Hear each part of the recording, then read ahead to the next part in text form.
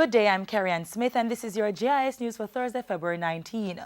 For the first time, government today outlined both its expenditures and revenue measures for the upcoming fiscal year in the first sitting of the new parliamentary year. The 2015-2016 ceremonial opening of Parliament has taken place more than a month before the new fiscal year officially begins on April 1. Finance and Planning Minister Peter Phillips also tabled a budget designed to maintain Jamaica's economic reform program. Watch Jamaica magazine tomorrow for more on government's fiscal plans for the 2015-2016 financial year. In the meantime, approximately 400 housing solutions will be provided to individuals under the Sugar Transformation Program during the next fiscal year.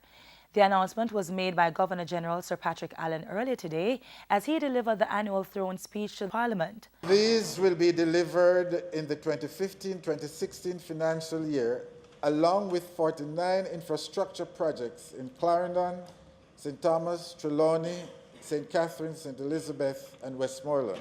Government will also be providing 15,000 land titles to Jamaicans under the Land Administration and Management Program. For the education sector, a Department of School Services is to be established to coordinate activities and improve accountability in schools. Government will also embark on a rationalization program of the early childhood sector, converting under-resourced basic schools into infant departments of primary schools. Steps will also be taken to improve access to health care services and potable water, especially in rural areas. Meanwhile, government will be taking 3 bills to Parliament in the next legislative year to entrench local government in the Constitution. They are the Local Governance Act, the Local Government Unified Service and Employment Act, and the Local Government Financing and Financial Management Act.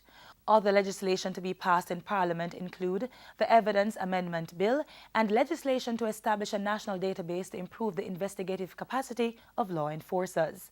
The Criminal Justice Administration Amendment Bill will make provision for sentence reduction on guilty pleas, removing the existing disincentive to pleading guilty to offences which carry mandatory minimum sentences. The Jury Amendment Bill will be tabled to reform the jury system, and the Road Traffic Act is expected to help improve safety on the roads. An average 2% economic growth is projected for the Caribbean in 2015. That projection comes from the Caribbean Development Bank (CDB) and follows 1.3% growth for the region in 2014. CDB President Dr. William Smith says last year's growth was due to strong performances in tourism and construction, as well as increases in foreign exchange reserves. He had high praise for Jamaica's marked improvement of 0.8% average growth in 2014, which he said came as a result of the implementation of fiscal policies and the IMF program. Dr. Smith was speaking in Barbados on Wednesday at a press briefing to discuss the economic performance of CDB borrowing member countries for 2014 and the projections for 2015.